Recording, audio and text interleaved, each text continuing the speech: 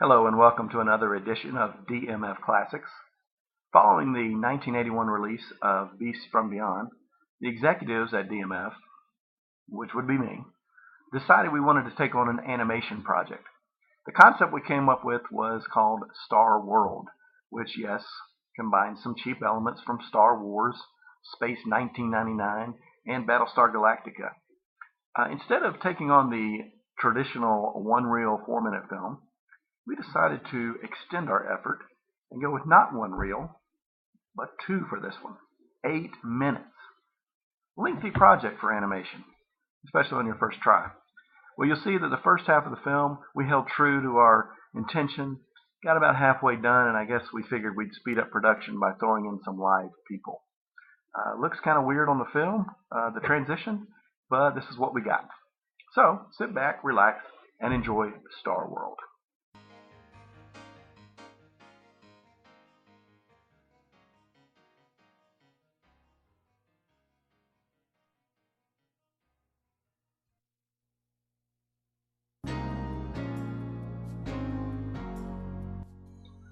Star World is a fast-moving story about good versus evil. Here are the Cargons. They're flying some freight through space. The Onans, who are the bad guys, appear from the top of the screen in the Emperor's ship.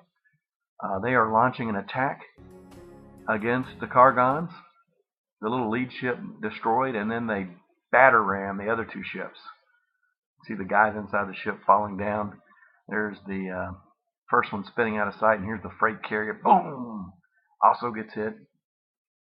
We're going to get a view inside the Emperor's lair here, and he's upset because they did not completely destroy those two ships. The soldier, the messenger here, he's going to get killed. Don't kill the messenger, they say. A laser shoestring right in the back. And he is down. Great special effects for the day. Alright, one of the ships does land on the red planet, crash lands. The guys are going to come out and start figuring out where are they, what's the plan of action. See the animation of these guys crawling over the top of the ship. This is excellent special effects. But here comes a surprise. A giant snake from this red planet comes after the food. Dun dun dun. The guys run away, but one fella trips and falls. Well, he's going to be a snack. Gulp. Alright, so we're gonna right here figure out that we can pull the snake off screen without having to take every little snap on the animation. There's the other piece of the freight liner who fell down on another part of the planet. Here's our guy who's getting out. He looks like the lone survivor of that one. Passes out. Luckily, these other guys from the first ship we saw come up and find him, and they're going to save him and take him back to their ship. I think underneath we were actually holding these guys with our hands so they wouldn't fall over in that blanket. Alright, the Emperor's getting an update, basically being told that they don't know where they are, and they're still looking. And watch these guys walk off screen. They just disappear into the sky. That is absolutely cool. Alright, so back to the ship. They're going to repair the engine and luckily fly away. You can see here we figured out also with a hand off the screen, we could just lift that thing off the ground and not have to stop action. Back in space, the Cargons are going back to their planet, but the Onans are there first. Boom! Blow up the home planet, which is the report being told here. And now here's the Onans going after the Cargons that are left. As you can see, we've started our second reel, and we have live people. These are friends and neighbors. I do have cousins and brother who shows up in this film. But here's the action sequence where the Onans are after the Cargons once again. And there's the Cargon. So finally you see a human version of the Onan. And they have those strange things growing out of their noses. That would make them different as far as physical appearance. Okay, Onan still chasing the Cargons. That gets that's the lead spy ship. They're going back to let the Emperor know. Here he is. This is Alan, my brother, who shows up in a lot of my movies, and he's being told that they are still out there and they need to launch a mass attack. He is upset, as you can tell. And there's little John, my cousin. Again,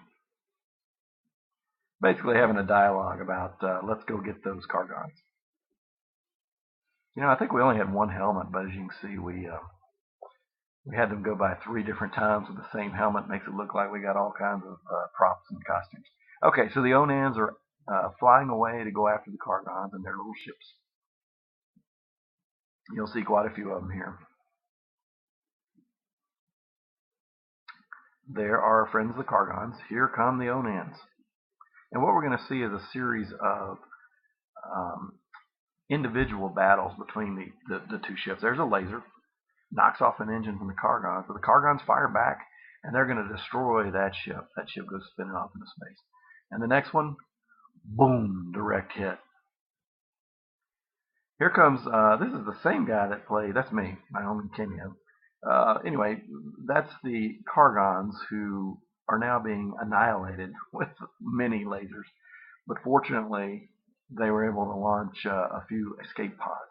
Here's the Emperor again, angry as always, because the Cargons got away. We have a little reward ceremony because they were able to get out safely. And that's basically it.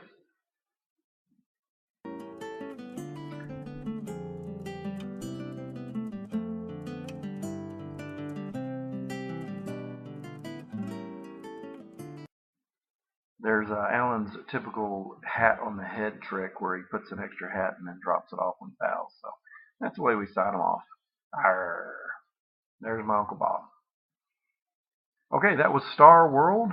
Can't wait to be back with more of DMF Classics.